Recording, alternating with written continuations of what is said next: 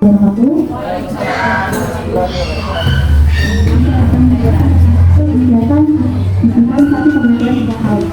kita nanti powerpointnya nanti sedikit langsung aja, tapi kan dibukakan juga sinyal.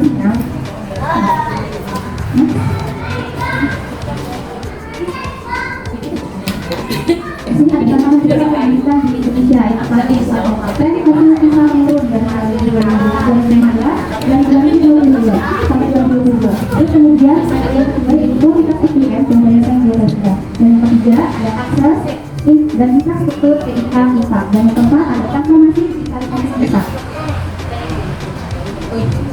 Selanjutnya di sini ada tempat orang yang disediakan dalam diskusi kelompok tertentu atau CKP untuk melihat seperti apa potret pelaksanaan digitalisasi pembelajaran. Yang pertama ada potret pemanfaatan teknologi, yang kedua ada tantangan digitalisasi pembelajaran, dan yang ketiga ada komitmen sekolah. Selanjutnya ada agensi digitalisasi pembelajaran. Di sini ada visi Indonesia Emas 2045, yaitu membangun SDM unggul dan penguasaan efek. Dan selanjutnya ada peta jalan pendidikan dari 2020 sampai 2035, yaitu inovasi pembelajaran digital, asesmen komprehensif, dan ekosistem belajar inklusif. Selanjutnya ada tren global, yaitu teknologi membuka peluang luas namun juga membawa resiko hoax.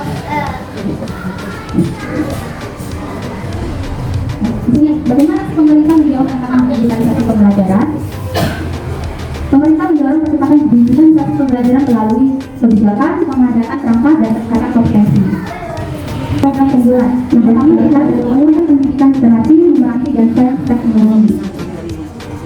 Di sini ada program prioritas komunikasi penerimaan SKTK. Yang pertama ada wajib belajar 12 tahun dan penerapan kesempatan pendidikan. Yang kedua ada peningkatan kualifikasi kompetensi dan kesejahteraan guru, dan yang ketiga adalah pembelajaran dalam audit learning. Yang keempat ada pengembangan talenta dan prestasi.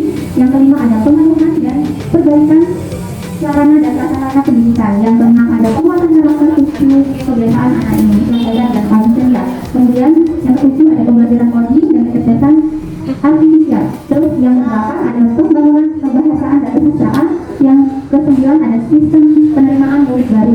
Yang ke-10 ada penguatan karakter pelatihan guru BK dan kebiasaan. Yang ke-11 ada tes kemampuan akademik, dan yang ke-12 ada penguatan digital literasi, numerasi, dan sains teknologi. Nah, di sini ada upaya Direktorat PAUD pasal pendidikan, yaitu yang pertama ada regulasi, yang kedua ada platform teknologi pendidikan, yang ketiga ada penguatan SDM, dan yang keempat ada bantuan perawatan TIK. Kemudian di sini ada kategori sekolah penerima bantuan, ada 3 tipe, yaitu yang tipe pertama sekolah telah memiliki listrik dan internet. Yang kedua ada sekolah telah memiliki listrik dan tidak memiliki internet, dan tipe yang ketiga ada sekolah tidak memiliki listrik dan internet. Membangun ekosistem pembelajaran berbasis digital. Ekosistem pembelajaran digital ada 3 pilar utama ekosistem digitalisasi pembelajaran. Yang pertama ada teknologi, yaitu perangkat keras, perangkat lunak, jaringan, dan konten digital yang relevan. Yang kedua ada environment, yaitu ruang belajar fleksibel, nyaman, dan mendukung integrasi teknologi. Yang ketiga ada proses, yaitu metode pembelajaran yang interaktif, kolaboratif, dan berpusat pada siswa. Apa yang harus dilakukan oleh semua pendidikan? Yang harus kita lakukan yaitu transformasi ekosistem pembelajaran digital di satuan pendidikan. Yang pertama, apa yang ditransformasikan? Ada pembelajaran, yaitu metode, strategi, dan konten yang berbasis digital. Yang kedua yaitu ada manajemen sekolah, yang mengikuti adaptasi, layanan, dan tata kelola berbasis digital. Terus selanjutnya ada lingkungan belajar. Apa yang diikuti yaitu ruang kelas dan budaya sekolah yang mendukung digitalisasi. Kenapa perlu ditransformasikan? Agar teknologi tidak hanya hadir sebagai perangkat, tetapi digunakan tepat guna untuk meningkatkan kualitas proses dan hasil belajar. Yang kedua yaitu membentuk pembelajaran yang interaktif, kolaboratif, dan adaptif. Dan yang ketiga menjamin keberlanjutan transformasi pendidikan.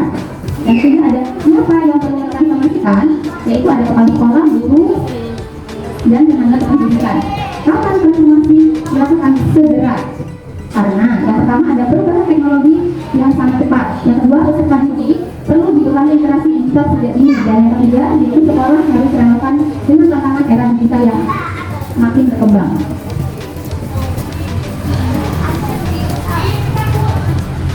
Jika dari digital bukan hanya soal perangkat, tetapi seluruh pihak di sekolah juga harus berkolaborasi agar proses pembelajaran digital berjalan lancar dan berkelanjutan.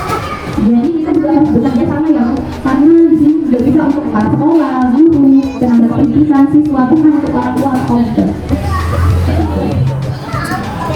Terima kasih. Ini materi yang pertama ya, penyelesaian penulisan, ada modul tulisan pena sama tulisan gambar. Nah, kita akan masih dengan yang mau praktek silahkan bisa yang akan dulu. Di sini ada efek luas. Nah, efek luas itu kita hanya di atas saja bisa menggunakan jari, juga bisa menggunakan pena kayu itu. Nah, setelah itu nggak ada bedanya sih ya. Nah, seperti ini ya. Ini juga kawannya bisa besar, bisa kecil. Kita masuk terlebih dahulu. Kita lanjut ke pematikan selanjutnya yaitu, nah, jika sudah tidak digunakan, ini bisa dimatikan terlebih dahulu ya. Selanjutnya ada banyak penulis. Banyak penulis ini berarti bisa untuk 2 orang. Ya, bisa lebih. Nah, jadi bisa.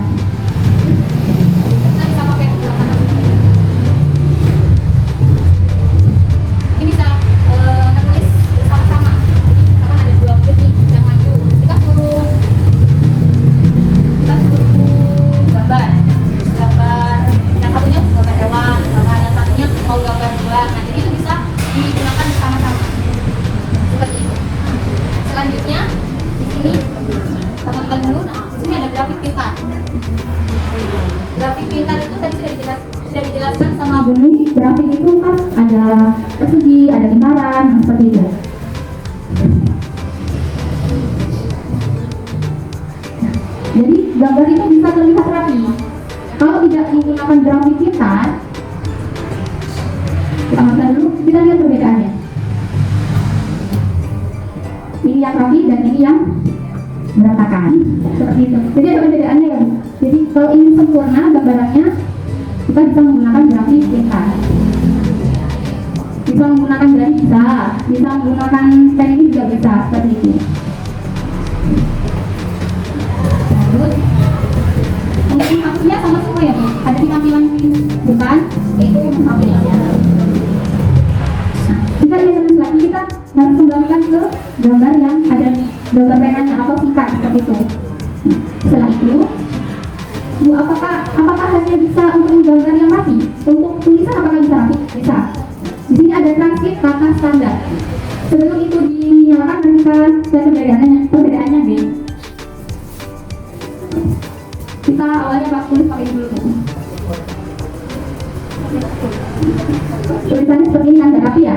Nah, kalau ingin rapi, itu bisa kita ke pengaturan, terus kemudian ada transkrip kata standar. Kita hidupkan dulu. Setelah itu, baru kita tulis lagi. Nah, seperti itu. Jadi, kalau ingin menulis, itu jangan sampai terputus. Contohnya seperti ini. Kita bikin ini dulu, terus ini. Bahkan seperti itu. Itu kan terputus ya, Bu? Atau jangan sampai dijeda. Nanti akhirnya, tulisan apa yang kita mau nggak tampak. Misalkan kita mau bikin A, nanti harus nyambung. Kalau mau bikin B, seperti itu.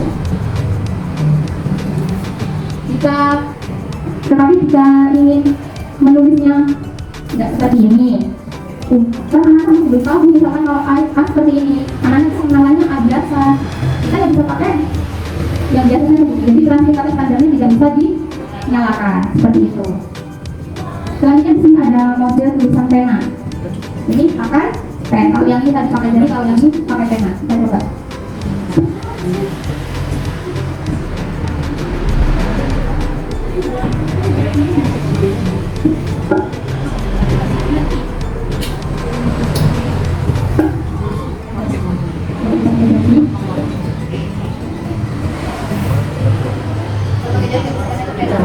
Karena kalau menggunakan tadi kan yang kita aktifkan, kemudian saya aktifkan mode pena. Jadi ketika kita mau menggunakan jari, kita jangan bilang sendiri.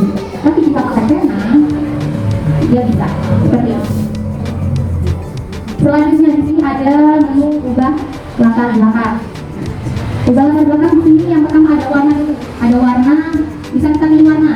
Ada warna kuning, hijau, terus kemudian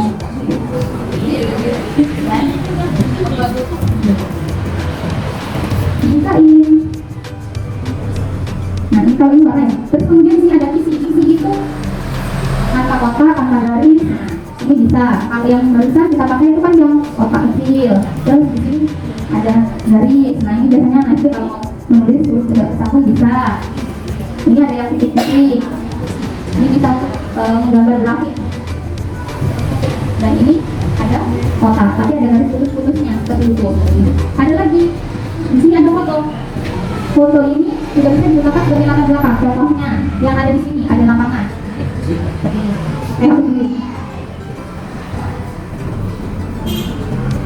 Seperti ini lapangan.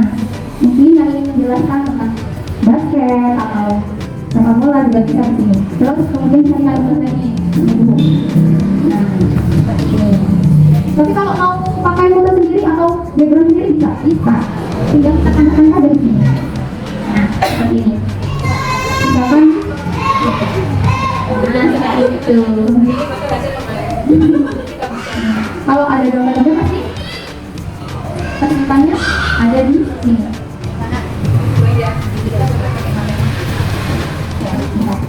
Nah, mungkin ada pertanyaan tentang pengaturan papan tulis.